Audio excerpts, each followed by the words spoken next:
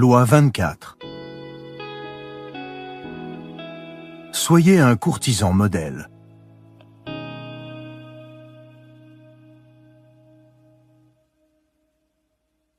Principe. Le courtisan évolue dans un monde où tout tourne autour du pouvoir et du jeu politique. Il doit maîtriser l'art du flou, flatter, s'abaisser devant les grands et exercer son pouvoir sur les autres de manière aussi courtoise que discrète.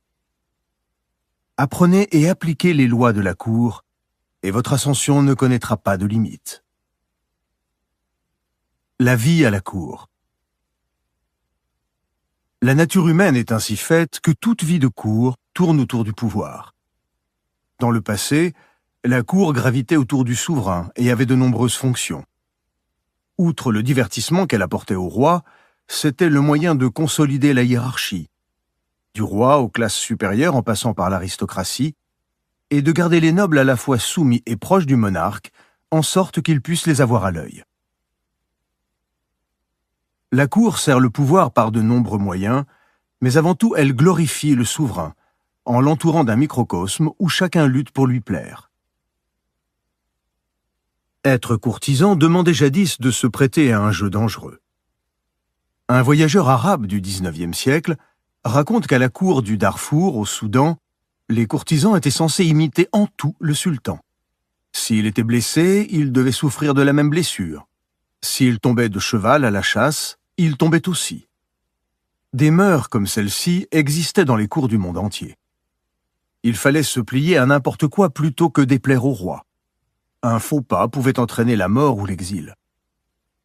Le courtisan habile devait jouer les funambules, plaire mais ne pas trop plaire, obéir, tout en se distinguant des autres courtisans, mais éviter de se distinguer au point d'attirer la jalousie du roi. Les grands courtisans maîtrisent l'art de la manipulation. Grâce à eux, le souverain se sent plus royal. Ils suscitent chez tous les autres la crainte de leur pouvoir. Ce sont des magiciens du paraître, car ils savent qu'à la cour on juge beaucoup selon les apparences. Les grands courtisans sont courtois et polis. Ce sont des prédateurs obliques, paplards. Maîtres du verbe, ils ne parlent jamais plus que nécessaire et obtiennent ce qu'ils veulent grâce à quelques compliments ou à quelque insulte cachée. Ce sont des aimants. On recherche leur compagnie pour le plaisir, car ils savent comment plaire, et pourtant ils ne s'humilient pas, ils ne rampent pas devant leur maître. Les meilleurs courtisans deviennent les favoris du roi et profitent des avantages que cette situation leur donne. Ils finissent souvent plus puissants que le souverain lui-même, car ils savent utiliser à leur profit toutes leurs influences. Beaucoup considèrent aujourd'hui la vie de cour comme une relique du passé, une curiosité historique. Ils raisonnent, écrit Machiavel, comme si le ciel, le soleil, les éléments et les hommes avaient changé l'ordre de leurs mouvements et de leur puissance, et étaient différents de ce qu'ils étaient autrefois.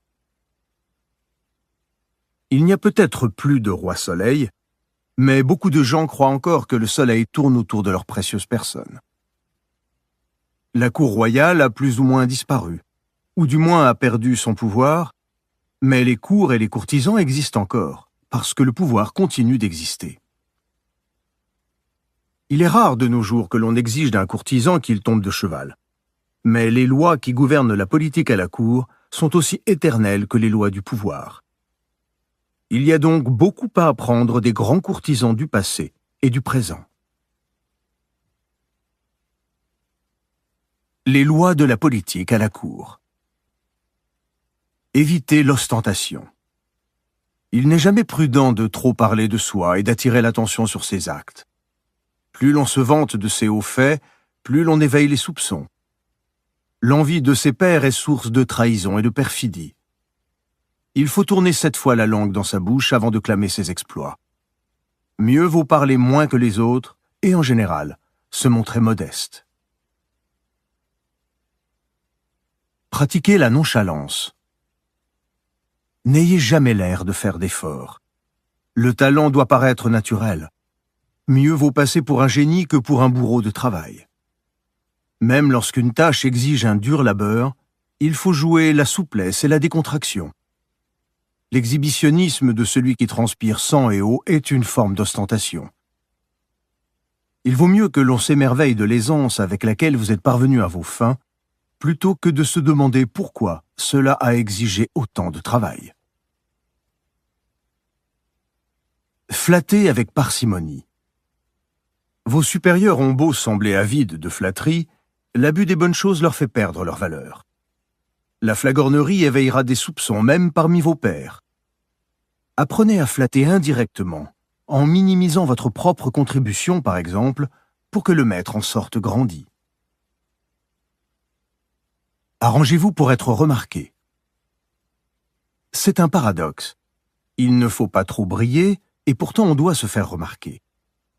À la cour de Louis XIV, toute personne à qui le roi accordait un regard grimpait immédiatement dans la hiérarchie de la cour. Vous n'avez aucune chance de gravir les échelons si le souverain ne vous remarque pas dans la marée des courtisans.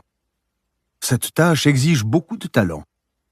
Souvent, au début, il suffit d'être vu, au sens littéral du terme. Soignez votre présentation, puis tâchez de vous créer un style, une image distinctif. Subtilement distinctif. Modulez votre style et votre langage en fonction de votre interlocuteur. Il est fatal d'afficher un égalitarisme primaire.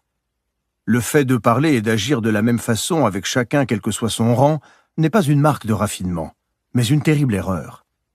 Ceux qui sont en dessous de vous le prendront à juste titre comme une forme de condescendance, et ceux qui sont au-dessus en seront offensés, même s'ils ne l'admettent pas. Vous devez adapter votre style et votre manière à chaque personne. Ne mentez pas, changez de peau. C'est un art et non un talent inné. Apprenez cet art. C'est aussi vrai de la grande variété de cultures que l'on trouve dans le monde moderne. Ne considérez jamais vos critères de comportement et de jugement comme universels. L'incapacité à s'adapter à une autre culture est le comble de la barbarie et source de préjudices considérables. Ne soyez jamais le messager des mauvaises nouvelles. Le roi tue le messager qui apporte de mauvaises nouvelles. C'est un cliché, mais il recèle une certaine vérité. Faites des pieds et des mains, et, si nécessaire, mentez et trichez, pour être sûr que le fardeau des mauvaises nouvelles tombe sur un collègue, et jamais sur vous. Apportez uniquement de bonnes nouvelles, et votre maître se réjouira à votre vue. Ne faites jamais preuve de familiarité déplacée avec votre maître. Il ne veut pas d'un ami comme subordonné, il veut un subordonné. Ne l'approchez jamais de manière familière, ne lui tapez pas sur la brioche. C'est à lui que revient cette prérogative. S'il choisit de traiter avec vous à ce niveau, restez quand même vigilant. Dans le cas contraire, marquez clairement la distance. Ne critiquez jamais vos supérieurs directs. Cela peut paraître évident, mais il arrive qu'une certaine forme de critique soit nécessaire. Ne rien dire, ne donner aucun conseil, vous conduirez à des risques d'un autre genre. Apprenez toutefois à présenter votre conseil et vos critiques de manière aussi indirecte et polie que possible. Procédez de manière détournée. Jouez sur la subtilité et la gentillesse. Demandez rarement des faveurs à vos supérieurs. Rien n'irrite plus un maître que d'avoir à rejeter une requête. Il en éprouve des remords et du ressentiment. Demandez des faveurs aussi rarement que possible. Sachez vous taire. Plutôt que tirer sans cesse la couverture à vous, il vaut mieux gagner les faveurs que le maître vous accordera volontiers. Plus important, ne demandez pas de faveurs pour quelqu'un d'autre, surtout pour un ami. Ne plaisantez jamais sur le physique ni sur le goût de quiconque. La vivacité d'esprit et le sens de l'humour sont des qualités essentielles pour un bon courtisan, et la gauloiserie est parfois bienvenue. Mais évitez toute plaisanterie sur le physique et le goût, domaine extrêmement sensible, en particulier pour vos supérieurs. Ne vous y aventurez pas, même en leur absence, vous creuseriez votre tombe. Ne soyez pas systématiquement cynique. Exprimez votre admiration pour le bon travail des autres. Si vous raillez constamment vos égaux et vos subordonnés, certaines critiques rejailliront sur vous et vous suivront partout. Les gens n'aiment pas les sarcasmes, cela les irrite. En louant les œuvres des autres, paradoxalement, vous attirez l'attention sur les vôtres. La capacité d'exprimer émerveillement et étonnement en toute sincérité est un talent en voie de disparition, mais celui qui le possède est extrêmement apprécié. Sachez vous juger. Le miroir est une invention miraculeuse. Sans lui, on multiplierait les impairs contre la beauté et le bon goût. On a aussi besoin d'un miroir moral. Les autres jouent parfois ce rôle en vous disant ce qu'ils pensent de vous, mais ce n'est pas la méthode la plus efficace. Vous devez être votre propre miroir. Apprenez à vous voir avec les yeux des autres. Êtes-vous trop obséquieux? Faites-vous trop d'efforts pour plaire? Avez-vous l'air de rechercher l'attention à tout prix, comme si vous étiez sur le déclin? Observez-vous attentivement et vous éviterez 1000 gaffes. Gardez votre sang-froid. Comme un acteur sur scène, apprenez à pleurer et rire sur commande, au moment juste. Cachez colère et ressentiment, feignez la joie et la jubilation. Soyez maître de vos expressions. C'est peut-être du mensonge, mais si vous préférez étaler vos états d'âme bruts de fonderie, ne vous plaignez pas que les autres vous trouvent insupportable. Soyez dans l'air du temps. Un petit air désuet a du charme, à condition de choisir un style vieux de plus de 20 ans. Porter des vêtements à la mode d'il y a 10 ans est ridicule, sauf à vouloir jouer les bouffons. Votre esprit et votre façon de penser doivent correspondre à votre époque, même si celle-ci vous défrise. Inversement, personne ne vous comprendra si vous vous positionnez trop à l'avant-garde. Il n'est jamais bon d'être un anachronisme ambulant. Il vaut mieux se fondre dans le style en vogue. Soyez source de plaisir. C'est une règle de base. L'homme fuit ce qui est désagréable, alors que la promesse de délices l'attire comme la flamme le papillon. Soyez la flamme et vous atteindrez les sommets. La vie est pleine de désagréments et le plaisir est rare. Vous deviendrez aussi indispensable que l'eau et la nourriture. Cela peut paraître évident, mais ce qui est évident n'est pas nécessairement appliqué.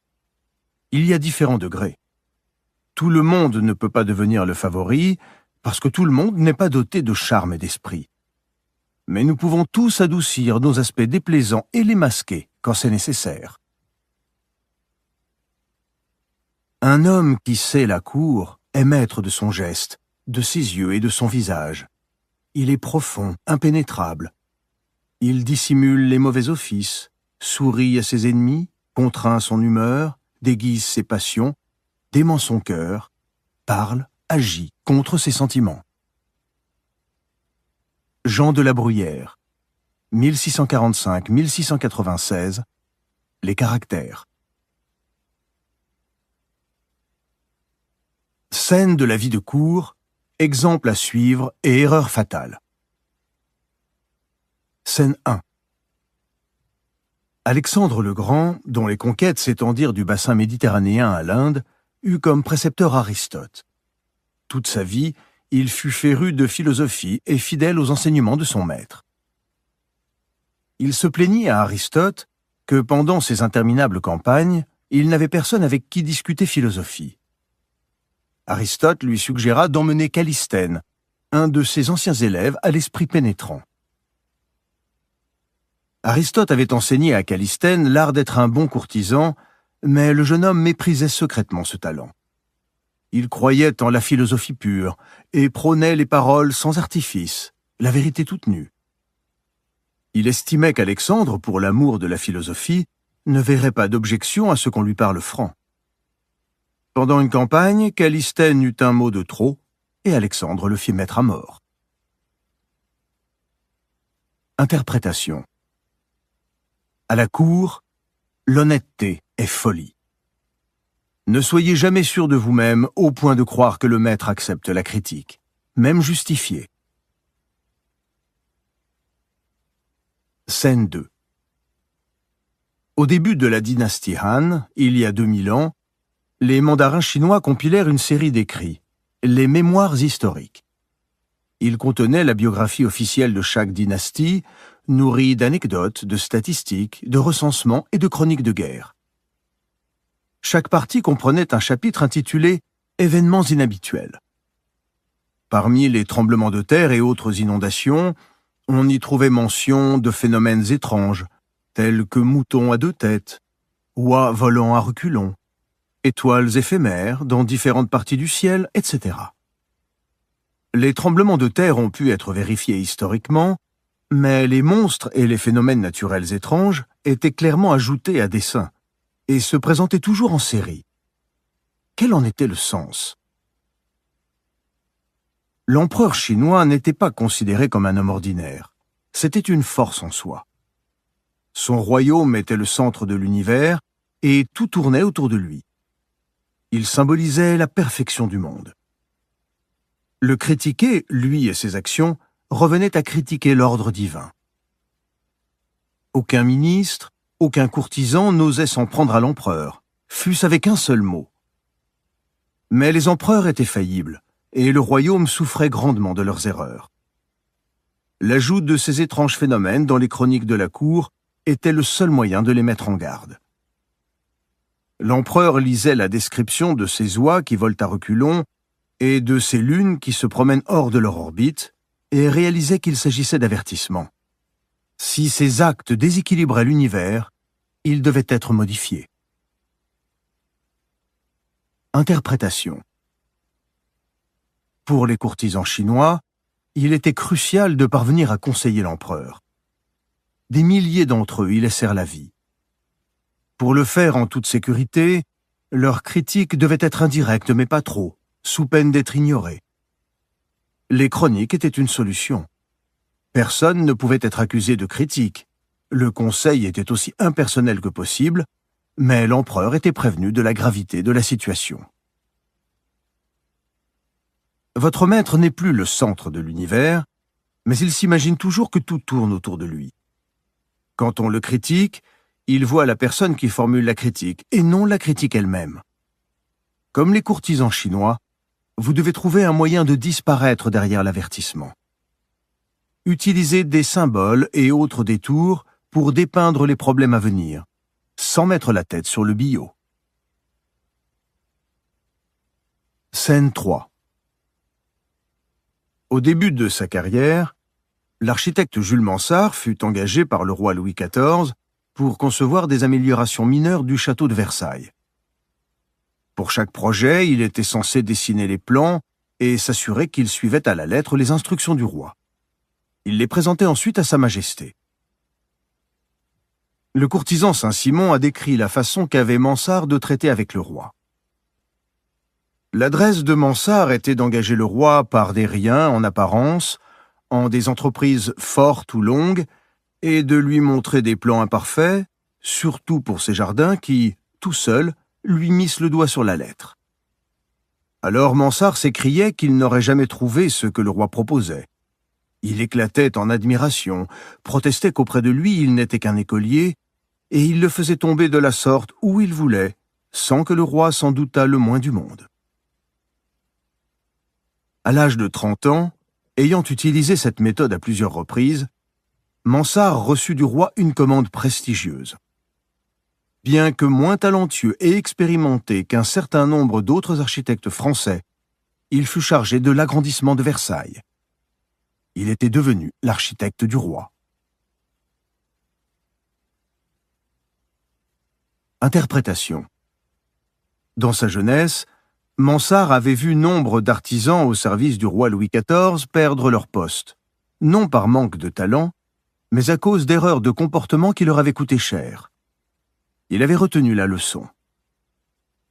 Mansart s'est toujours efforcé de faire en sorte que Louis XIV se sente grandi en le flattant aussi publiquement que possible.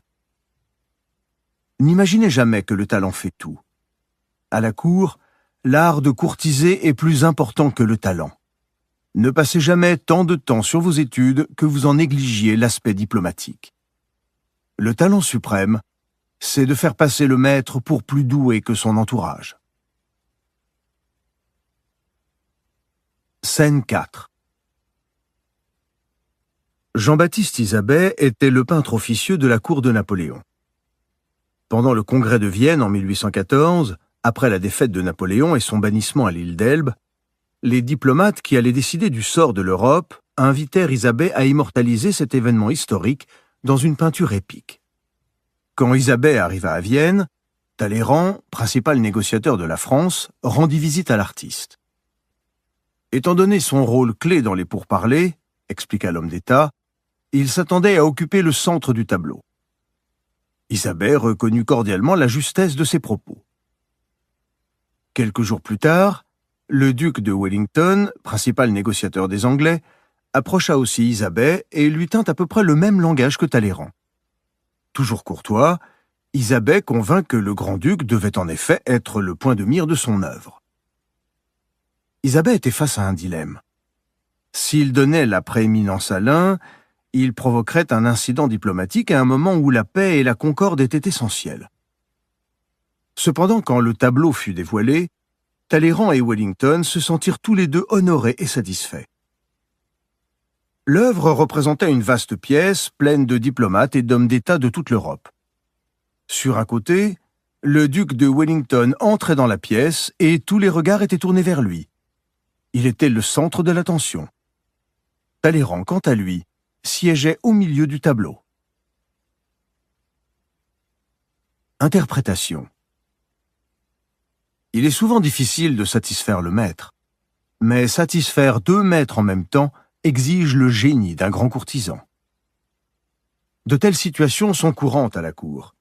En prêtant allégeance à tel maître, on déplaît à tel autre. Il faut trouver le moyen de naviguer adroitement entre Charybde et Scylla. Chaque maître doit recevoir son dû. Ne suscitez jamais le ressentiment de l'un en faisant plaisir à l'autre. Scène 5. George Brummel, dit le Beau Brummel, était célèbre à la fin du XVIIIe siècle pour sa suprême élégance et ses mots d'esprit.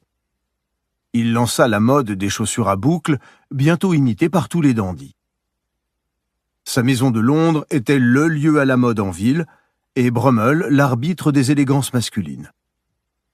S'il n'aimait pas des chaussures, il convenait de s'en débarrasser sur le champ, et de courir acheter ce que lui portait.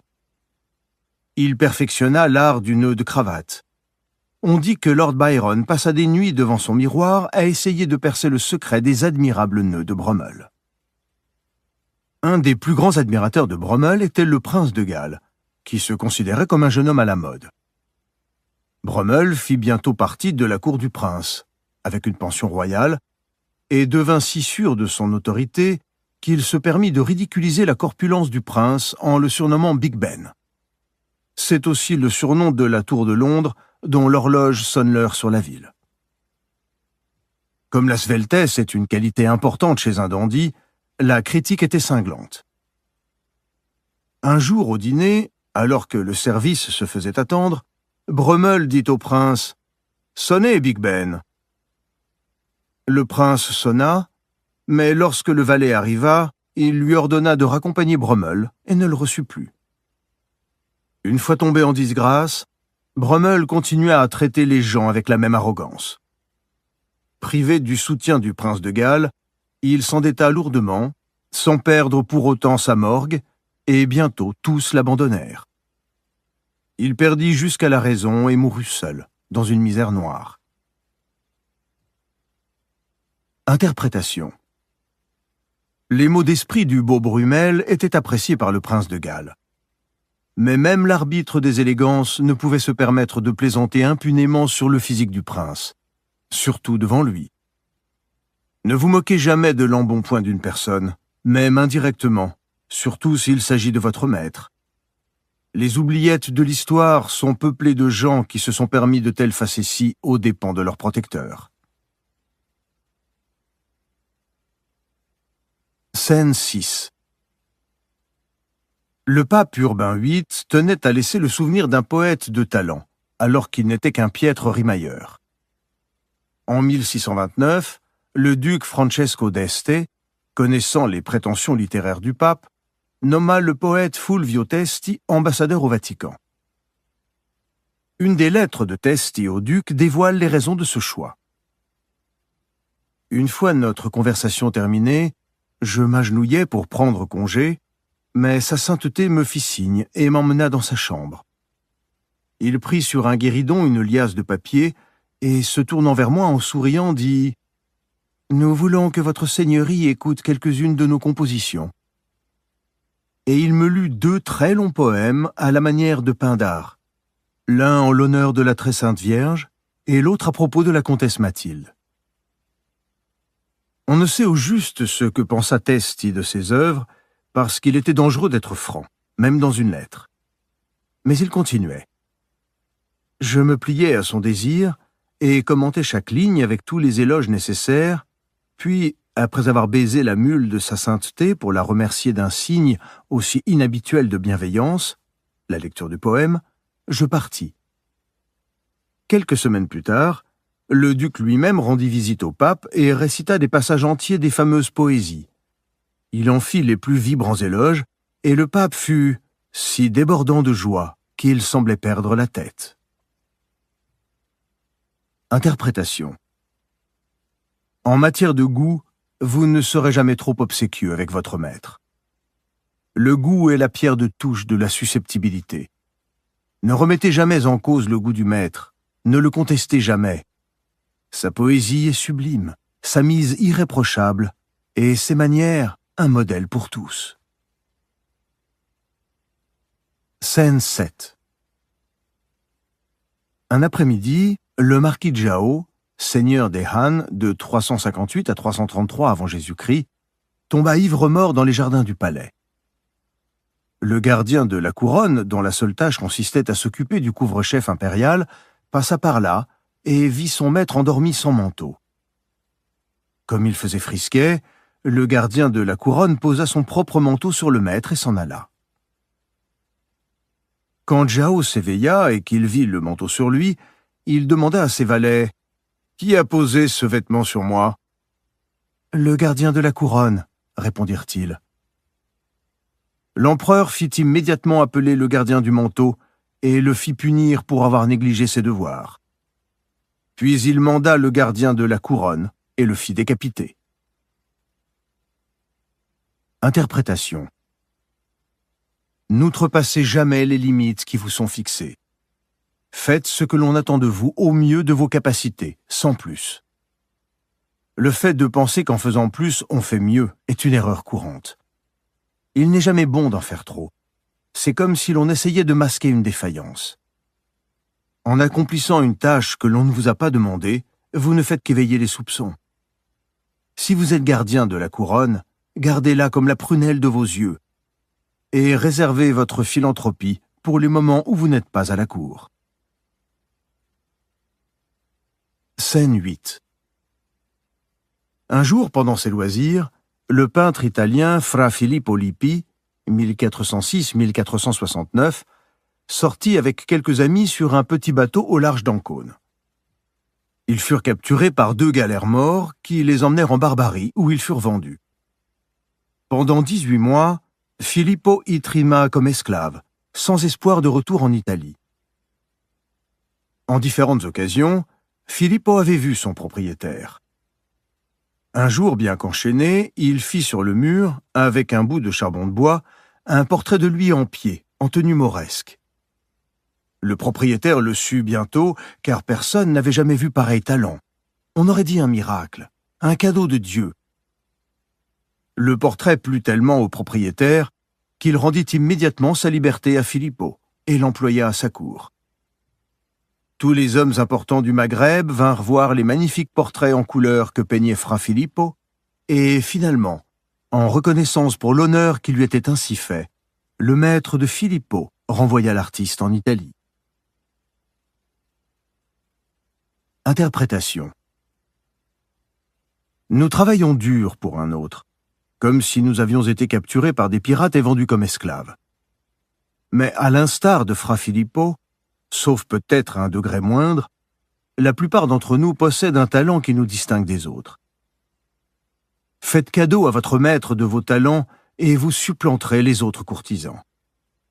Si nécessaire, laissez-le en tirer les honneurs. Cela ne durera pas. Utilisez-le comme marchepied. C'est le moyen de montrer votre talent et, en fin de compte, de racheter votre liberté. Scène 9. Un jour, le domestique du roi Alphonse Ier d'Aragon lui raconta que la nuit précédente, il avait eu un rêve. Le roi lui faisait cadeau d'armes, de chevaux et de vêtements. Alphonse Ier, qui était noble et généreux, décida qu'il serait amusant que ce rêve devienne réalité. Il offrit au domestique ce dont il avait rêvé. À quelque temps de là, le même domestique annonça au roi qu'il avait eu un autre rêve, et que cette fois-ci, Alphonse lui avait donné une quantité considérable de florins d'or. Le roi sourit et dit « Dorénavant, ne crois plus en tes rêves. Ils mentent. » Interprétation. Dans sa réaction au premier rêve du domestique, Alphonse avait l'initiative. En réalisant ce rêve, il se substituait à la providence divine, avec humour et élégance. Mais au second rêve, tout semblant de magie avait disparu. Rien n'est plus laid qu'une tentative d'escroquerie. Ne demandez jamais trop, et sachez vous arrêter. C'est la prérogative du maître que de donner, quand il veut et ce qu'il veut, sans que personne l'y incite. Ne lui offrez pas l'occasion de rejeter vos demandes. Mieux vaut gagner des faveurs en les méritant, en sorte qu'elles soient accordées sans avoir été demandées. Scène 10. Le peintre paysagiste anglais J.M. Turner, 1775-1851, était connu pour la singularité de ses couleurs, auxquelles il donnait une luminescence comme irisée. Ses peintures étaient si étonnantes que les autres artistes redoutaient de voir ses œuvres accrochées à côté des leurs. Celles-ci en devenaient ternes.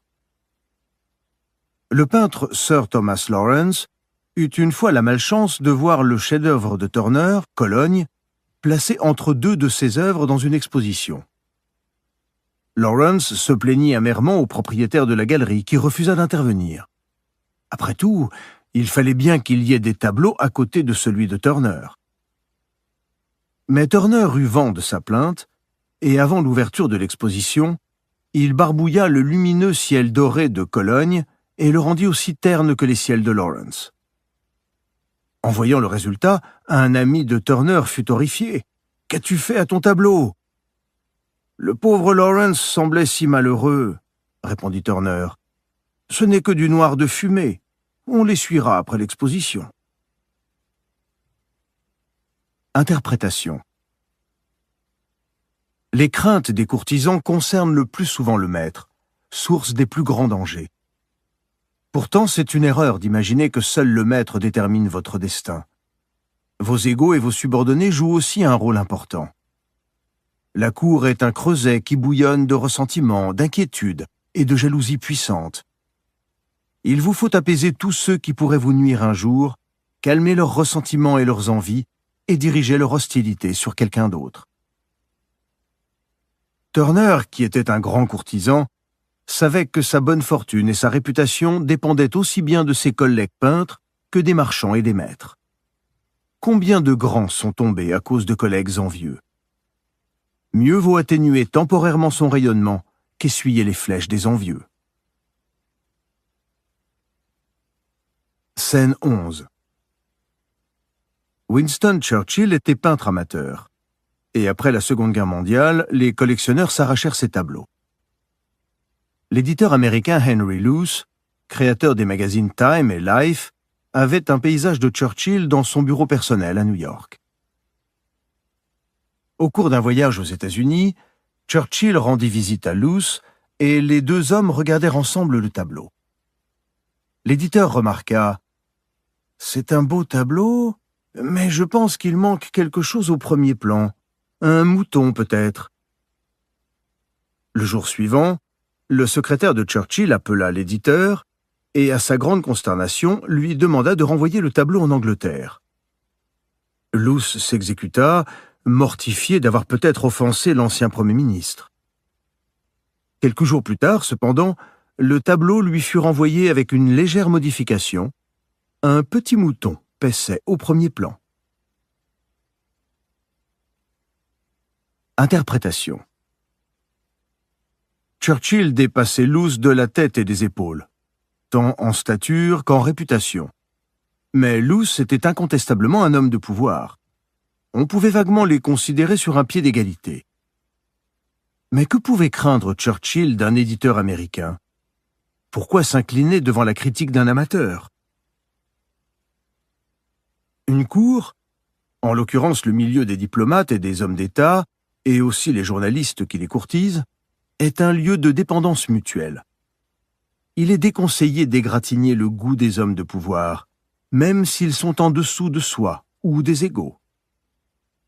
En se montrant capable d'avaler les critiques d'un Luce, Churchill se conduisit en courtisan hors pair.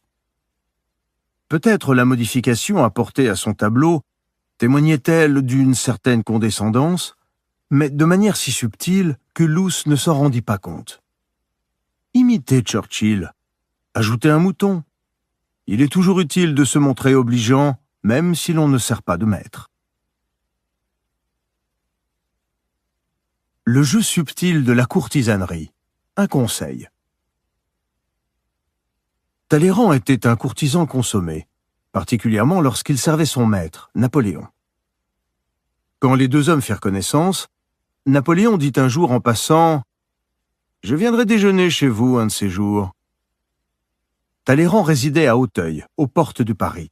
« J'en serais ravi, général », répondit le ministre. « Et puisque ma maison est proche du bois de Boulogne, vous pourrez vous délasser en faisant du tir l'après-midi. » « Je n'aime pas le tir, » répondit Napoléon, « mais j'aime la chasse. Y a-t-il des sangliers au bois de Boulogne ?» Napoléon était originaire de Corse, où la chasse aux sangliers était un sport national. En demandant s'il y avait des sangliers dans un parc de Paris, il montrait à quel point il était provincial, rustre presque. Talleyrand ne rit pas, mais ne put résister à la tentation de faire une farce à l'homme qui était certes son maître en politique, mais ne l'était ni par le sang ni par la naissance. Talleyrand appartenait à la vieille noblesse de Guyenne. À la question de Napoléon, il répondit « Très peu, général, mais gageons que vous en trouverez. » Il fut convenu que Napoléon arriverait chez Talleyrand le jour suivant à 7 heures du matin, et qu'il y passerait la matinée. La chasse aux sangliers aurait lieu l'après-midi. Toute la matinée, le général ne parla que de cette fameuse chasse. Talleyrand avait envoyé ses domestiques au marché pour y acheter 2 énormes cochons noirs, qu'ils conduisirent au bois. Après le déjeuner, les chasseurs et leurs chiens partirent pour le bois de Boulogne. À un moment, Talleyrand fit discrètement signe à ses domestiques, qui lâchèrent un cochon. « Un sanglier !» s'écria Napoléon ravi. Il sauta à cheval pour lui courir sus. Talleyrand resta en arrière. Au bout d'une demi-heure de galopade à travers bois, le sanglier fut capturé. Au moment du triomphe, cependant, un des aides de camp de Napoléon s'approcha de lui. Il savait que l'animal n'était pas un sanglier et craignait que le général ne se ridiculise si l'affaire s'ébruitait. « Mon général, » dit-il à Napoléon, « vous vous rendez compte bien sûr que ce n'est pas un sanglier, mais un cochon. » Écumant de rage, Napoléon partit immédiatement à bride abattue vers la maison de Talleyrand. Il réalisa en chemin qu'il risquait d'être pris comme tête de Turc, et que le fait de fulminer contre Talleyrand ne ferait que le ridiculiser davantage. Il valait mieux ne pas faire d'éclat, mais il ne cacha pas sa mauvaise humeur. Talleyrand décida d'apaiser le général. Il demanda à Napoléon de ne pas retourner tout de suite à Paris. Il y avait au bois quantité de lapins que Louis XVI adorait chasser. Talleyrand offrit même à Napoléon d'utiliser une série de fusils qui avaient autrefois appartenu à Louis XVI. Avec force flatterie, il obtint de Napoléon qu'il se remette en chasse. Le groupe partit pour le bois, tard dans l'après-midi. En chemin, Napoléon dit à Talleyrand « Je ne suis pas Louis XVI. Je ne vais sûrement pas tuer le moindre lapin. » Mais cet après-midi-là, étrangement, le parc grouillait de lapins. Napoléon en massacra bien 50 et son humeur revint au beau fixe. À la fin de cette éclatante démonstration, le même aide de camp s'approcha de Napoléon et lui glissa à l'oreille. « Pour dire franc, mon général, je commence à croire que ce ne sont pas des lapins sauvages. Je soupçonne ce coquin de Talleyrand de nous avoir de nouveau joués. » L'aide de camp avait raison. Talleyrand avait renvoyé ses domestiques au marché pour y acheter des dizaines de lapins qu'ils avaient lâchés dans le bois. Napoléon remonta immédiatement en selle et, cette fois, rentra directement à Paris. Plus tard, il menaça Talleyrand des pires représailles s'il racontait à âme qui vive ce qui s'était passé. S'il devenait la risée de Paris, le ministre le paierait cher. Il fallut des mois à Napoléon pour pouvoir refaire confiance à Talleyrand, et il ne lui pardonna jamais cette humiliation. Interprétation. Les courtisans sont comme des magiciens. Ils manipulent les apparences pour que leur entourage ne voie que ce qu'ils veulent. Il est vital de ne pas dévoiler ses astuces et ses tours de passe-passe. Talleyrand était le courtisan par excellence.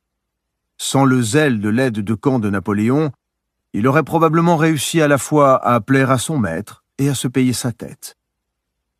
Mais l'art du courtisan est subtil, et des circonstances inattendues peuvent faire échouer les combines les mieux échafaudées. Ne vous laissez jamais prendre à vos propres manœuvres. Ne trahissez jamais vos procédés. Si cela se produit, celui qui vous prenait pour un courtisan aux bonnes manières ne verra plus qu'un rustre détestable. Vous jouez à un jeu délicat. Prenez soin de brouiller les pistes et ne vous laissez jamais démasquer.